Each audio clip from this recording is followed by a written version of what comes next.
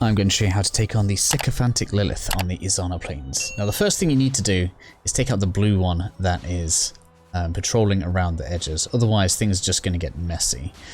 These all kind of seem to operate as a pack, so we're going to attempt to bring this guy in. We can attack from a pretty decent range, so we're just going to do it from here. Where are you?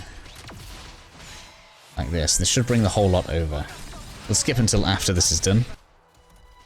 Okay then, so with that taken care of, what we next need to do is draw out each of these bunnies that are in front of it one at a time.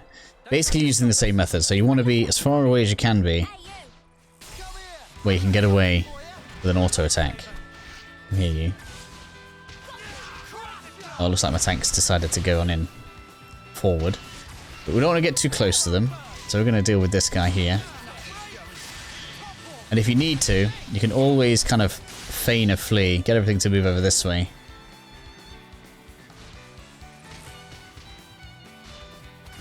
So that we can just pick them off.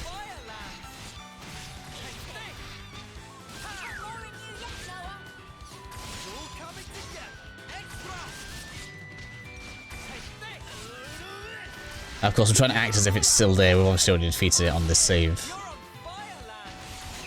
But that's what you want to do ultimately, is you want...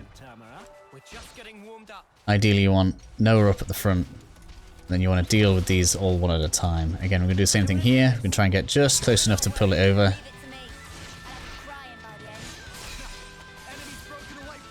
Again, we're going to pretend to flee, just to pull it over. Come on, let's pull you over. Now we can attack.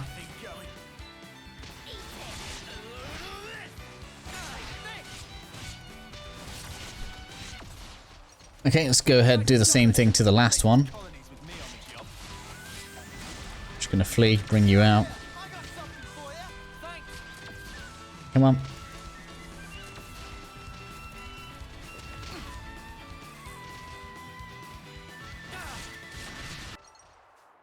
Okay then, so as long as you've pulled all of these away nice and easy, you should basically be left with the Sycophantic Lilith up on the hill. And again, I'm actually going to suggest that we pull this over this way. We're going to flee a little bit, because if you try and fight it on the hill, it's just a real mess and it keeps on knocking you off a lot.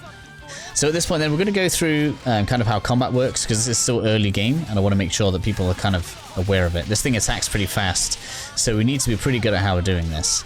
So first thing that I like to do is we like to come into the side, and as soon as you've attacked, we're going to trigger the cancel. So we're going to attack and then immediately go in with the break. And then we're going to stick behind, attack, go in with the break, and then do the rear attack with the edge thrust. What normally happens if they have their attacks available is they're going to start trying to put it into a dazed state. But it looks like they're going to miss it this time around. But we've charged most of our overclock buster here. We're going to try and get it fully charged with this next edge thrust into the back. We're not going to use it here. Usually, again, you want to chain this with an ability, but I'm going to choose to use it after the sword strike so that we can get a boost off of it. I'm going to step behind it now. There we go, now we're seeing the combo starting to chain in.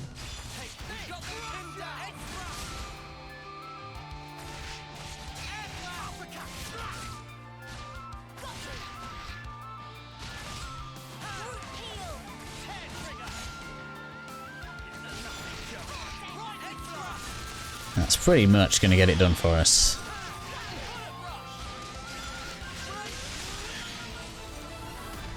And there we have it. It's all down. So the key to the fight is basically to break the fight down, and then just use kind of the basics of the mechanics that the game is trying to teach us.